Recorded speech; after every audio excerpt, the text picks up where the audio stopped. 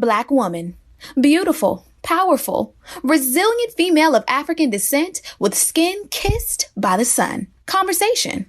A talk, especially an informal one between two or more people in which news and ideas are exchanged. We love being Black women. Black women are ambitious. Black women are confident. Black women are diligent. We are tenacious. We walk out of our houses put together. We are many shades and personalities of fabulous. But we as Black women don't talk about our dilemmas, current events, and what's going on every day that affects us. So we created this podcast as a way to laugh together, cry together, and have an open conversation about life as Black women. Oh, that's deep. Black Women Conversations. Hey,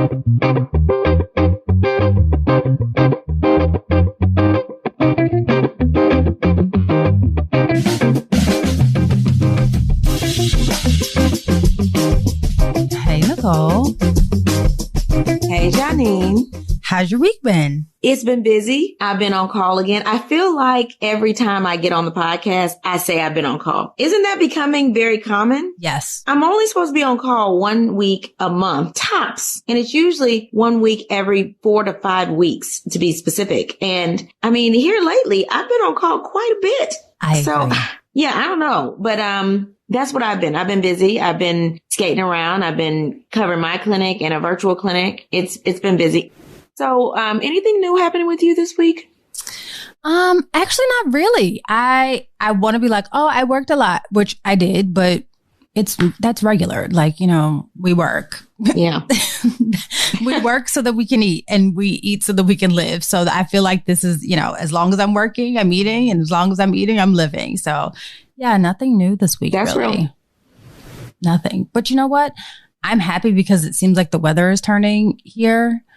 I mean, we've had a couple of like dreary days, but the weather is turning. And this is like my favorite season of the year. Spring, summertime. Like once it gets into spring, then I get like souped up for summer. Like, and you know, we're about to have a hot girl summer. So I'm here for it. As the weather changes, hot girl summer.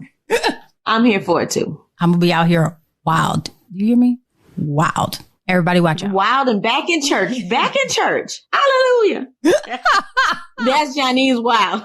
She gonna be wild, and she gonna be so excited that we can get into the public that she gonna put on her best church hat. Yes. If I had a church hat, I do not own a church hat. I'm so like anti-church hat. You know what? We are getting older. We should rock a hat every now and then. Every now and then we need to put on a sassy one. A church hat? If I feel like if I have on a church hat, I need on a church suit. Like I need a super tailored, I don't want to say fitted, but I want it to be like, you know, fly. Get you one. I'm not telling you to put on one of those like frumpy, like ruffled up, you know, church dresses with the 2-piece with the buttons down the front. You can get souped at, put your church hat to the side. Okay. Maybe we'll have like a after church tea party and I can get all dressed up and fancy and dolled up. I love it. I love tea parties. Yeah, that would be awesome. You know what we should do, which I think that would be helpful to everyone, is have etiquette classes. That would be good. We should really have etiquette classes. It's a thing. For the quiz and they're very good. It really bothers me, especially when I go out to dinner. And this is a really small tangent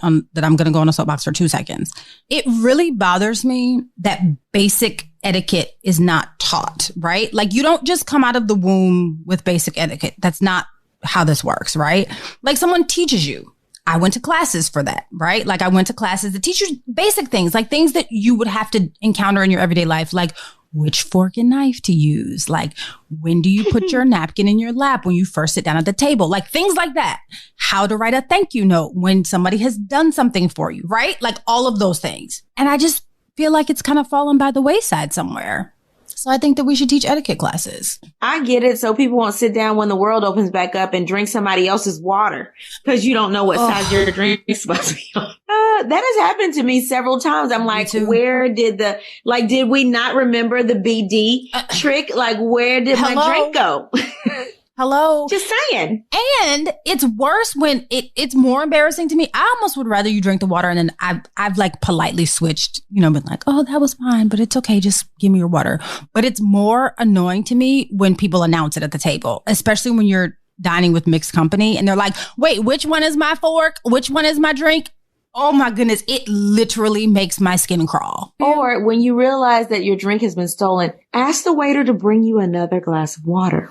Yeah. That's okay to do. I agree. Just saying. But then the person next to you realizes they've stolen your glass of water.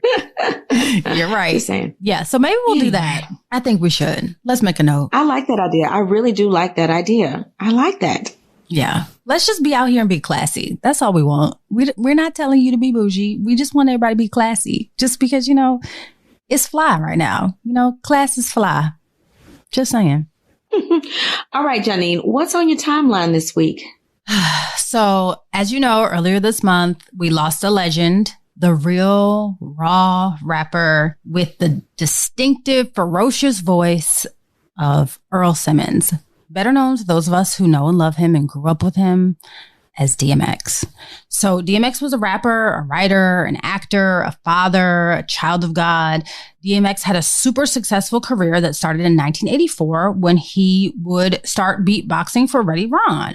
So I think he was about 14 at the time when that happened. And DMX attributes Ready Ron for introducing him to the best and worst parts of his life. So DMX had a career that spanned 2 decades with 8 studio releases, over 24 films. He appeared in even more television shows, and he even showed up in a video game. And let's not forget that he sold 70 million records. 70 million.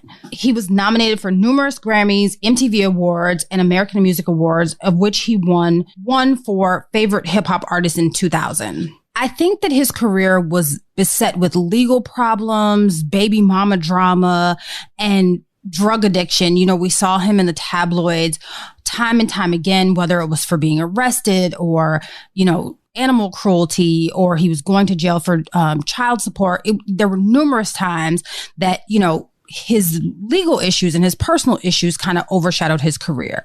We could go on discussing the cultural impact of DMX for days, but I'd like to focus on something else. Everyone is focusing on how he impacted the culture, and I'd like to focus on how the culture failed him. So DMX had an extremely tumultuous childhood. He was born to 2 teen parents. His mother, he was his mother's second child. So by the time his mother was 19, she had given birth to 2 children, him being the second. His father split when he was super young, and subsequently he was forced to endure abuse from both his mother and his mother's boyfriends. He talks about how his childhood, was super abusive, and he talks about how rather than enduring the abuse, he would take to the streets at night, and he would just wander the streets at night. They said that he would sleep in like Salvation Army bins, and he said that he started befriending stray dogs, all basically so that he just didn't have to go home. So he preferred, living in the streets, sleeping in Salvation Army bins, befriending stray dogs rather than going home to the abuse that he would have to face. During his childhood, he did spend some time in some like children's homes, which it's really unclear as to whether he was dropped off at the children's homes or whether he was forced to go into the children's homes. But in 5th grade, he was kicked out of school. So he eventually was sent to a juvenile detention center, and there are conflicting reports. Some say that his mother went and dropped him off, and some say that basically a judge deemed his mother unfit and forced him into the juvenile detention center. He met Ready Ron. And so Ready Ron was super impressed with his skills and kind of took DMX under his wing. So DMX kind of looked up to Ready Ron. Ready Ron was twice his age. DMX kind of saw him as a mentor. But this is possibly the best and worst encounter of DMX's life. Ready Ron not only introduced DMX to the professional world of hip hop, but he also introduced him at the age of 14 to crack. See, at 14, while DMX was troubled, he didn't do drugs, he didn't drink, he didn't even smoke cigarettes. But this man that he looked up to laced a blunt with crack and gave it to DMX to smoke. And in DMX's words, he said his brain changed instantly. While DMX went on to become a successful rapper and icon, he also had a very public struggle with addiction, including numerous run-ins with the law for drugs and other related charges. In 2016, DMX was found unresponsive in the parking lot of a Ramada Inn. And most recently, on April 2nd, 2021, DMX was rushed to the hospital with an apparent drug overdose, of which he never recovered. There's something really interesting that I saw that Russell Simmons posted. It was a touching video. And in the video, he talks about how DMX saved Def Jam. Def Jam was in a rut and, he met DMX and DMX saved Def Jam.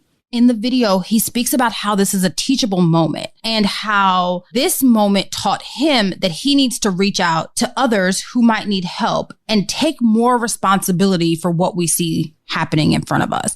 And so as Russell Simmons was kind of, sharing the feelings and the what he learned out of this situation, I kind of saw that as a much broader teachable moment for all of us. It's one of those things that I kind of struggle with. Like I've seen it. We've seen this time and time again. And this kind of hits home for me because of the industry that I work in. But I see how we use up our celebrities and kind of overlook the illnesses and issues that they're facing because we just want them to perform and entertain for us. So, I mean, everyone from Jimi Hendrix to Michael Jackson to Whitney Houston to Pimp C, even Rick James, ODB. I mean, we've seen this time and time again where there are pretty evident struggles, but we kind of just overlook it because they're still able to perform. So this bigger teachable moment for us is, in life, we kind of just have to take the time to say, this person may need help and they might not always be able to ask for the help. So DMX's life was probably as rough and rugged as his voice was, but I feel like the systems that were set up to support him failed. They failed him at every level. They failed him at the familial level. They failed him in school. They failed him. His mentor failed him. The prison rehabilitation system failed him. And ultimately, the industry failed him. But Russell Simmons said it best. It's a teachable moment. And let this serve as a reminder to all of us that addiction is an illness just like any other illness, right? And we really need to, and by we, I mean a collective we really need to start treating it as such.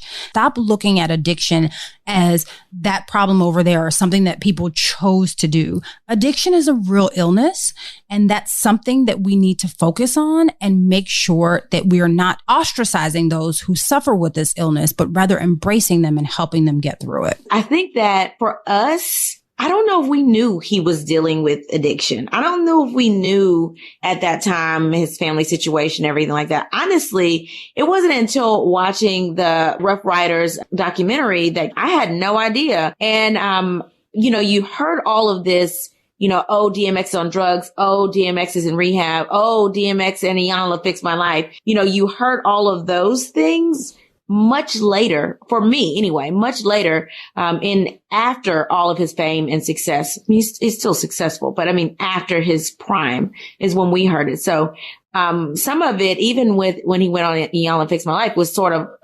shocking. Like, cause I was like, oh, I had no idea that he had a problem with drugs, like oblivious. Even as an adult, didn't know that. So yeah, I definitely agree. He was failed, but that goes back to, you have this teen mom that also was failed and had no support. It's like a cycle that keeps continuing. And then he's there. He has money, but money doesn't make you successful necessarily. Money can't solve medical issues and mental problems. It just can't. And drug addiction should be treated as if it is a health condition, just like any mental health disease. Addiction is a mental health disease. It's an illness, just like hypertension is a illness.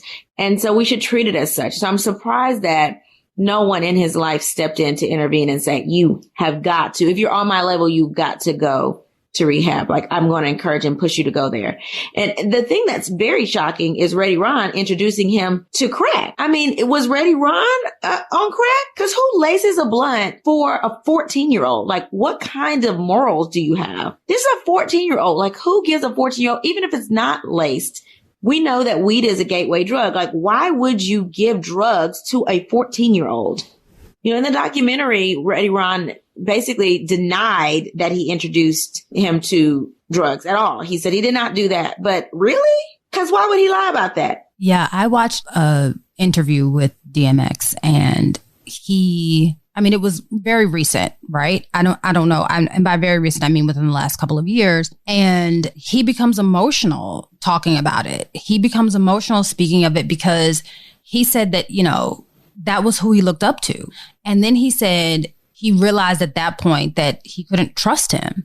And he becomes emotional about it because it's almost like he felt like his choice, which it was taken away from him. He didn't have the option to say, yeah, I'm gonna try this weed, but I don't want this crack. And it doesn't, let me be clear. It's not clear as to whether it was actual weed or it was a cigarette that he laced. Either way, lacing anything and taking the choice away from someone to partake in drugs is unfair. And, I'm sure that Ready Ron will deny this until the day that he closes his eyes. But yeah, I don't know. I just feel like at every turn where DMX had a chance to have an easy go at it, he just didn't.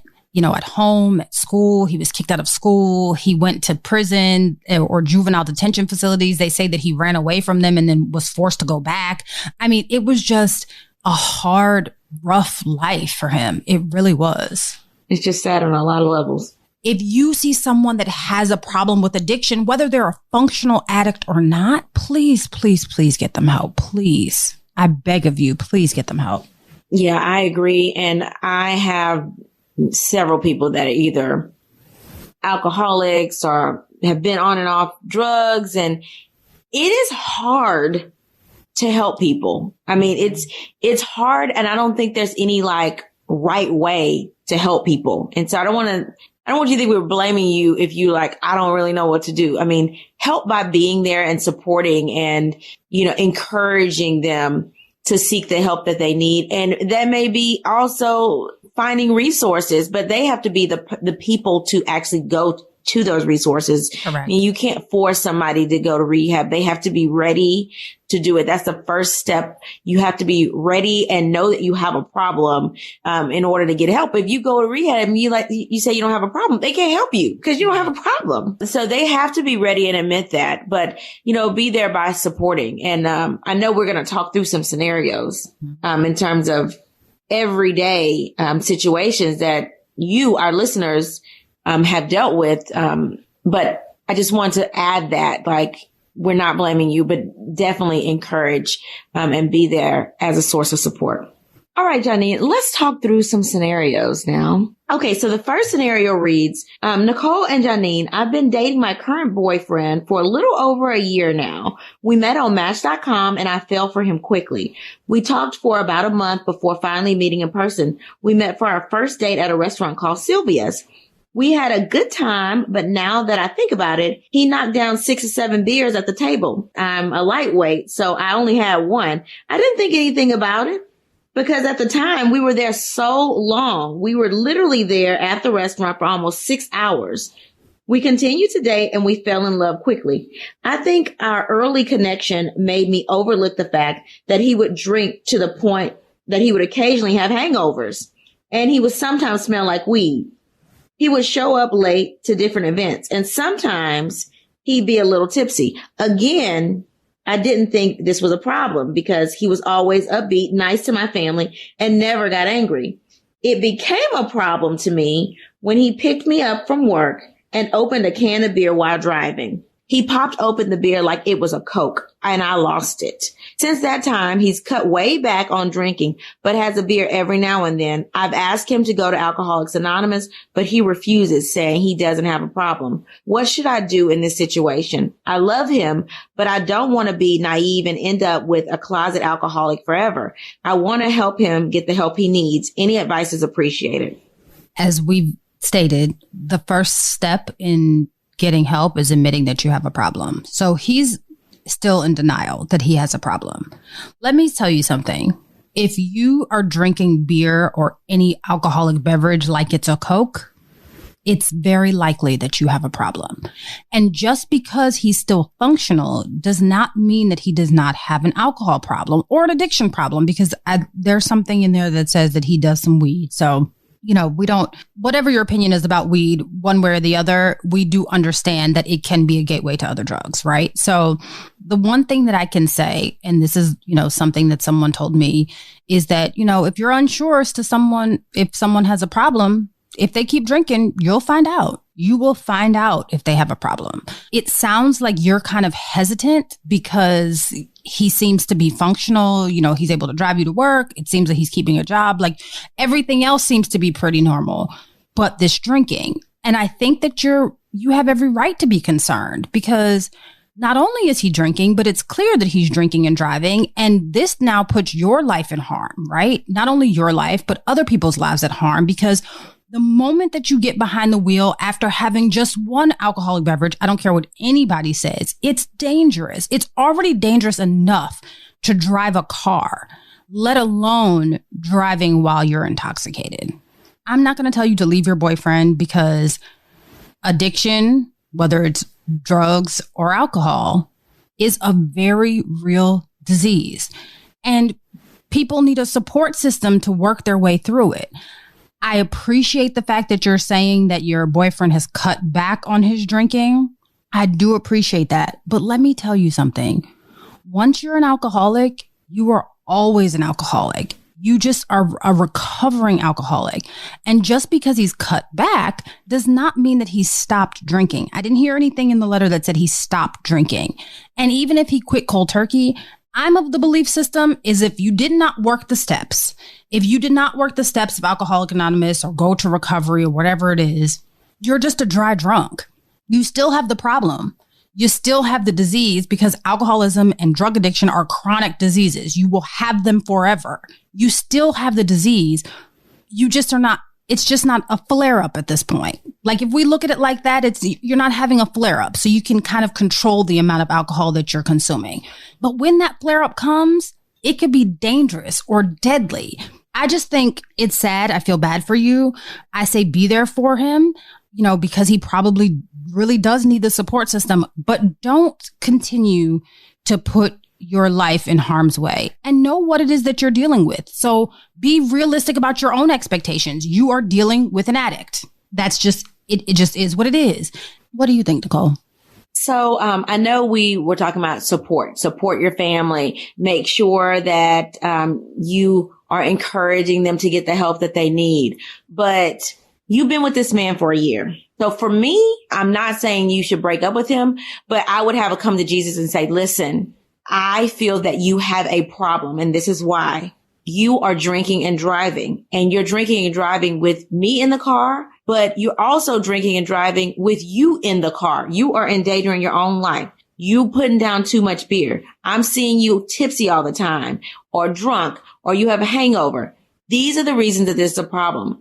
And you need to take some time, and we need to take some space between us, so that you can figure out if you agree that you have a problem. And if you agree that you have a problem and you want to get help, then we can stay together. But if you're not going to get help, I cannot be in this toxic relationship, and I will remove myself. Because realistically, that staying there and saying, okay, he says he doesn't have a problem, so I'm going to just roll with that, is a form of enabling him.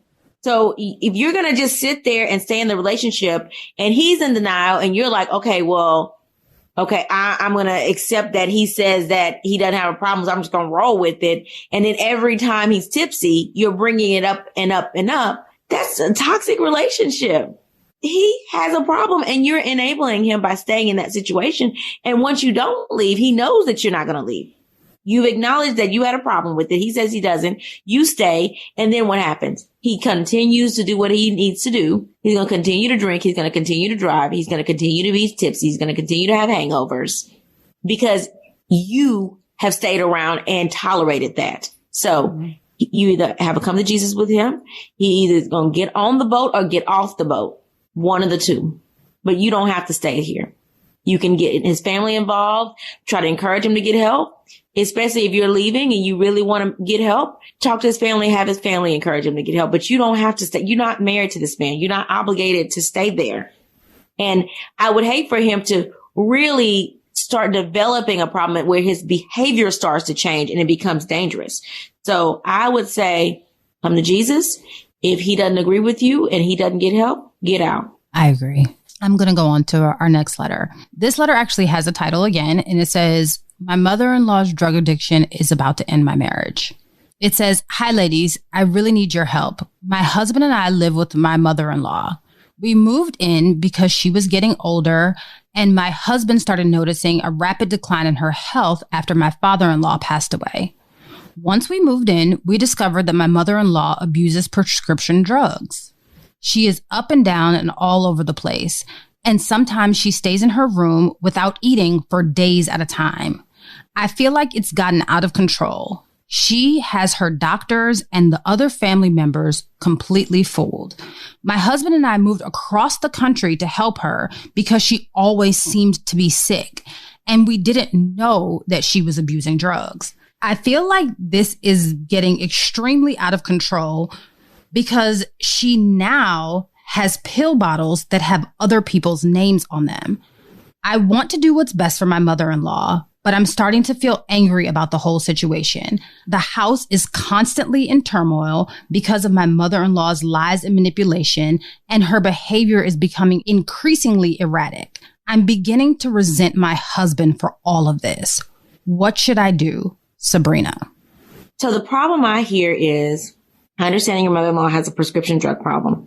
She's an older woman. I don't know why she's on these prescriptions. I'm not sure. It sounds like maybe she has a chronic pain issue. I don't know. And I also did not hear which prescriptions she was addicted to. I'm going to assume it's either an opioid or like a Percocet situation. That's my assumption when people say addicted to prescription drugs. So sometimes there are reasons that people are on drugs, meaning if she has an anxiety disorder, there's a reason that she should not come off of those medicines. If she has an opioid abuse and she's on something like Suboxone or Subutex, or methadone, those are not considered drugs of abuse. They are prescription for maintenance so that eventually you can come off of those medications. However, some people with chronic pain have to stay on those medicines for years and years and years because they actually do have pain. But what it does is it maintains you in such a way that you're not going to have these quick highs and then you can withdraw if you miss a dose. So that's why it's maintenance. They're longer acting drugs so that you don't have symptoms of withdrawal. So it really depends on if she is on a prescription drug because of maintenance, because of a disorder, or if she really is abusing drugs and she's walking around high and she's buying them off the street. So there's different scenarios. And I think maybe because you think, hey, I don't see her eat and she's in a room all the time, maybe probe a little bit deeper to really make sure that she's abusing the drug. Well, it says that she has pill bottles with other people's names on them. Oh, okay. The other people's names on it is okay. That's definitely, low key. You've been stealing them or you've been purchasing them. I missed that part, Janine. Okay. Well, then she definitely has a problem. So in that case, what I would be doing is talking to my husband and saying, listen, your mom needs help. We need to sit down and talk to her about her needing help because I can't live like this. That's number one. Number two, when are we getting our own place? Because we can't be in your mama's house demanding that your mama do stuff. She could kick us out. She could put us out. We moved in her house. So my next step would be, we need to get our own place. Otherwise, if she doesn't get help and we don't have our own space, I got to bounce. I got to go somewhere else. And I'm going to take our kids or whomever came with us with me because I'm not going to have them subjected to people that are abusing prescription pain medicine, because a high person, you don't know what they're going to do. You don't know what a high person is going to do. And you don't know, and not in terms of doing to you, but what doing to themselves. You don't want to walk in and find somebody high and passed out or overdosed. If you have kids, you don't want them to find their grandmother, like that. So you need to get her together and tell her that she needs to seek help. And if she doesn't, y'all need to remove yourself from that situation. And I know that's his mama. He may be in denial himself, that his mom has a problem. But again, it's either get on or off the boat. You have got to remove yourself from those types of situations. People have to recognize when they need help. You can basically nudge people and say, hey, and be nice about it. Don't go in, talk to your husband first. I will let my husband talk to his mom. I will talk to my husband first. But don't go in being belligerent like your mama got a problem and we got to go. No, go in really with a sense of, I care about your mom and I'm seeing habits that are alarming to me. Did you know that she is using other people's prescriptions? Did you know that? Did you know that it's illegal for her to do that? Like, we need to get her some help. So maybe you should talk to her so that she can get some help. I would go about it from that angle, talk to your husband and then have your husband talk to him. Hopefully y'all two can get on the same page and touch and agree so that he can then go and talk to his mom and encourage his mom to get help. And then y'all are grown people. You need to move out. You need to get your own space. That way, if she doesn't want to get the help she needs, you're not subjected to her, belligerence all the time. What you think? So I don't know about moving out. And the reason why I say that is because they moved because they said that she was getting increasingly ill. And it seems, based on the letter, that they're implying that she got ill because of the prescription addiction, right? I would like to know also why she's taking the pills. The only significant thing that I can see that could have caused her to spiral out of control based on the letter is that her husband passed away, right? So it sounds like there's a steady decline from that point. And I think that there's something deeper to this, right? Because clearly she got the prescription drugs because of something. So she probably needs them in some way, shape, or form. And prescription addiction is a little tricky because, like Nicole said, there's a reason why they were prescribed, right? There's a reason why why your mother-in-law is on these drugs. So you can't just cut her off cold turkey because she likely needs the drugs, right? I think that the deeper issue is what we have to deal with, right? She's probably still grieving the loss or hasn't properly grieved the loss of her husband. And subsequently, she started spiraling out of control. So I think that therapy, maybe staging an intervention of some sorts. They say that, she has the family confused. Maybe you bring the family in and tell them, hey, this is what's going on. Lay everything out on the table. She's taking drugs. She's taking drugs from other people's names. We don't know what it is. Go through an intervention. And then, let's be very realistic. It's likely that these are narcotics, right? I think that it's safe to say that the drugs that you are concerned about, based on the letter, and you did not say that, but I think that it's safe to make the assumption that these are some sort of opioid or narcotic drug. And with that being said, I think that at least reaching out to resources in reference to, narcotic addiction would be helpful. Narcotics Anonymous, they have, literature about recovery and, the 12-step method. And that might be a place to start. Look into those kinds of things because that will not only help you have the tools to deal with your mother-in-law, but it will also help you have the tools to know how to process it for yourself and process it, help your husband process it for himself, because it's a really difficult situation finding out that your parents have an addiction. I've been there.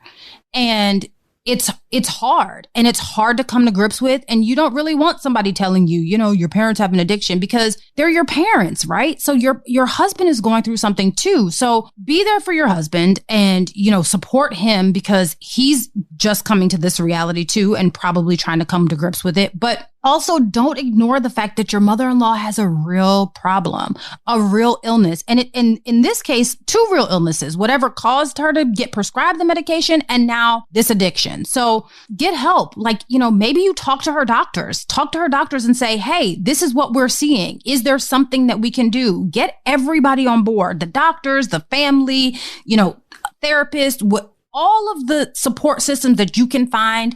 Try to get those support systems all on the same page and come together and create one big support system for your mother-in-law.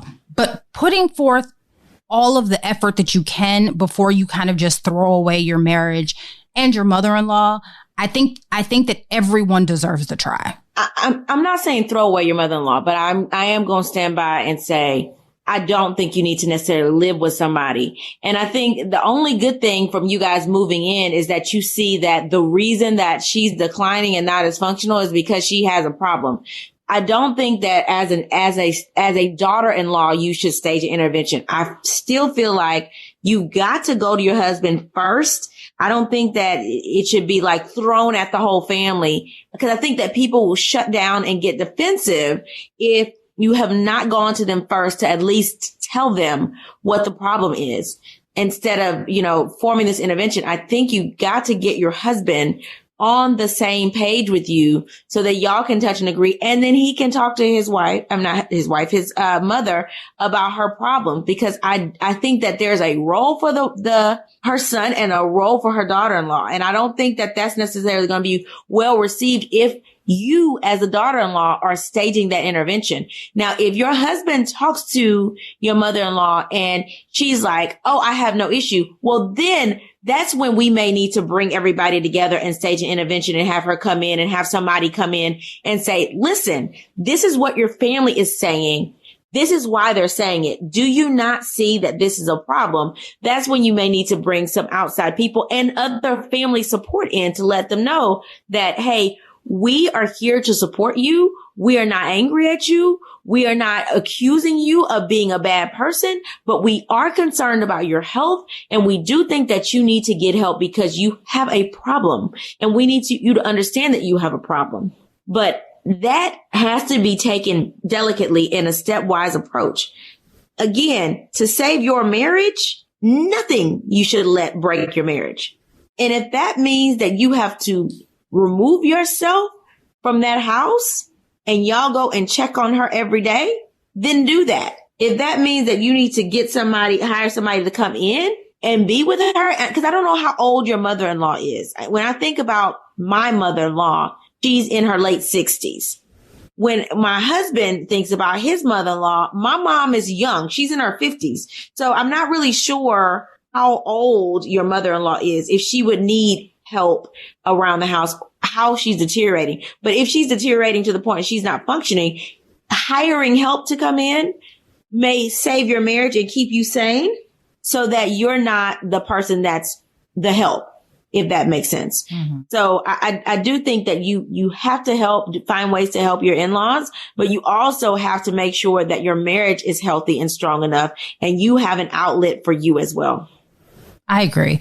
I think that let me clarify, because I don't think that I made that clear, but I think that all of this needs to be done as you and your husband need to do this together. I think that Nicole is 100% right. Like, you cannot just go in and say like, oh, I'm having an intervention. You and your husband need to get on the same page. And once you all make that decision, you all need to move forward together. I reread the letter and I said, I heard in the letter that you read in the letter that you said that you feel angry. That's a very real emotion. Anger is a very real emotion. And it's you rightfully so, right? Like, you've uprooted your life. You've moved across the country. It's a lot to deal with. And we're in the middle of a pandemic. Like, let's be honest. This is a lot.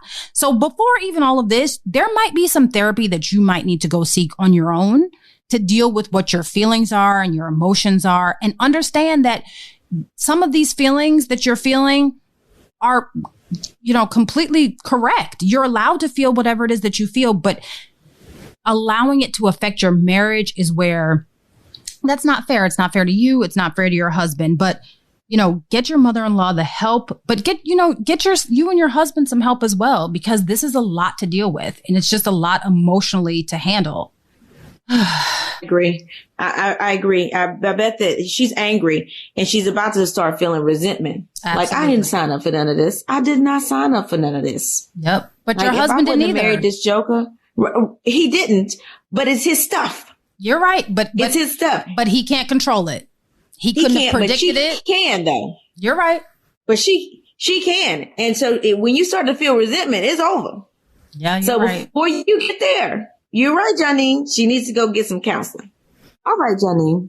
What did you learn new this week? So I did learn a couple of things. So Narcotics Anonymous, which is the equivalent to Alcoholics Anonymous for people that have drug addiction. There are 70,000 Narcotics Anonymous meetings in 144 countries, and that was of 2018. So I'm sure that there are quite a few more by now. So if you feel like someone in your family needs help or you need help, there is a Narcotics Anonymous meeting somewhere close by, or an Alcoholic Anonymous meeting somewhere close by that can help you. And I also learned that according to drugfree.org, there are 23.5 million Americans suffering with alcohol or drug addiction. Let me repeat that. 23.5 million. Okay? That's a lot. And 1 in 10 of those, which is only about 2.6 million, are actually receiving treatment. So that means that there are almost 20 million people out there, over 20 million people, that are not receiving help for their addiction. That's so crazy. Let that sink in. That's crazy. So I learned that according to addictioncenter.com, Black people, excluding Afro-Caribbeans, have lower rates of drug addiction compared to Caucasians, which for the opioid epidemic, I knew that, but I did not know that rate overall. Blacks have lower opioid addiction and overdose rates, likely because doctors prescribe them less often to us, right? Because they perceive Black people as not having as much pain as our Caucasian counterparts. So it's a good thing that we don't get them prescribed as much, but it's bad because there are people that need the pain medicine and they're being discriminated against and they don't get treated. So yes, we have lower rates, but if you think about the overdoses from fentanyl, our fatal overdose rate is higher in the Black community, with the largest annual increase in rates from 2011 to 2016 being 140.6% per year. And sadly, is because Black people have less access to buprenorphine, which is the treatment for opioid abuse and addiction. So, yeah, we are more likely to be fatal. It's sad. All right. So the motivational moment for this week comes from Confucius, and it says, it does not matter how slowly you go as long as you do not stop. So if you've been fighting an addiction, whether it's food, drugs, an unhealthy relationship, or whatever your challenge is, do not stop. Take it one day at a time and don't look back. Until we meet again, pray, work, slay, and show off your melanated excellence. Bye. Oh, That's Deep, Black Women Conversations is produced by Nicole Lee Plenty and Janine Brunson Johnson. Executive producer, Ken Johnson.